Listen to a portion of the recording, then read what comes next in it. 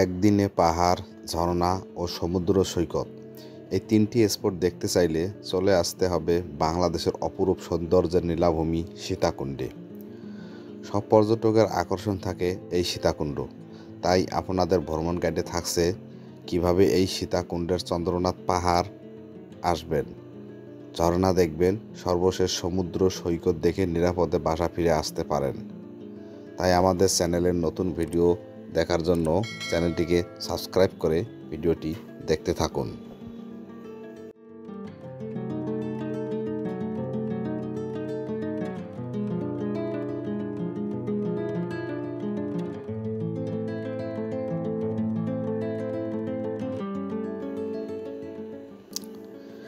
বাংলাদেশের যে কোনো প্রান্ত থেকে সর্বপ্রথম সীতাকুণ্ড বাস স্ট্যান্ডে আসতে হবে। তারপর বাস থেকে নেমে সকালের নাস্তা সেরে আরামদায়ক পোশাক ও পানির বোতল সঙ্গে নিয়ে সিএনজি ভাড়া করে সর্বপ্রথম রওনা দিবেন সীতাকুণ্ড চন্দ্রনাথ পাহাড়ের উদ্দেশ্যে। চন্দ্রনাথ পাহাড় ভূমি থেকে প্রায় 300 ফিট উপরে উঠতে হবে।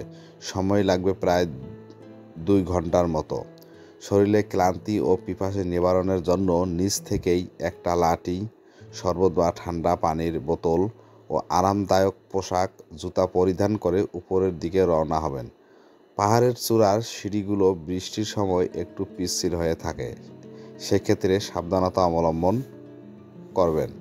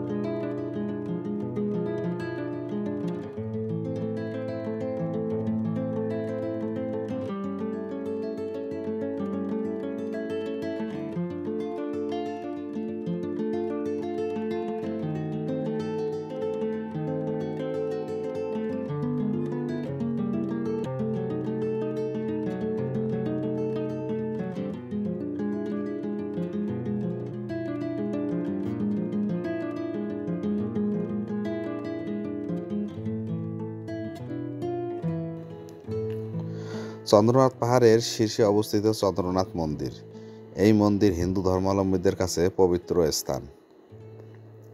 পাহাড় থেকে চতুর্দিকে তাকালে পাহাড় আর পাহাড়, এই রকম পরিবেশ কে বা আসতে চাইবে না। চন্দ্রনাথ পাহাড় থেকে নামার পর সীতাকুণ্ড বাস স্ট্যান্ডে আসবেন।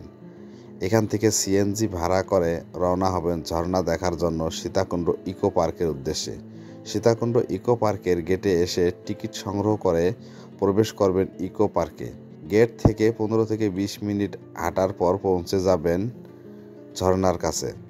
আপনারা সিএনজি ভাড়া করেও ঝর্ণার কাছে আসতে পারবেন। এখানে একটা কথা বলে রাখা ভালো, ঝর্ণার প্রকৃত ভিউ পাবেন বৃষ্টির মৌসুমে। বৃষ্টির মৌসুমে ছাড়া এখানে তেমন কোনো ভিউ পাবেন না। ঝর্ণা দেখা শেষ করে আবার ফিরে আসবেন সীতাকুণ্ড বাস স্ট্যান্ডে।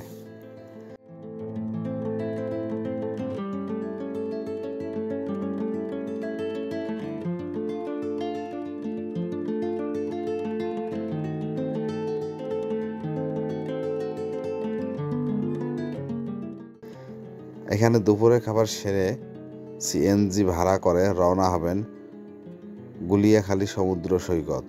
জনপ্রতি ভাড়া নেবে 30 টাকা। সিএনজি থেকে নেমে 15 থেকে 20 মিনিট হাঁটতে হবে।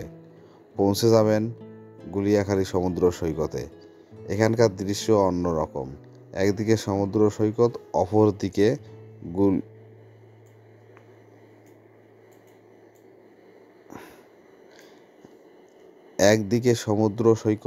অপরদিকে কেওড়া বন।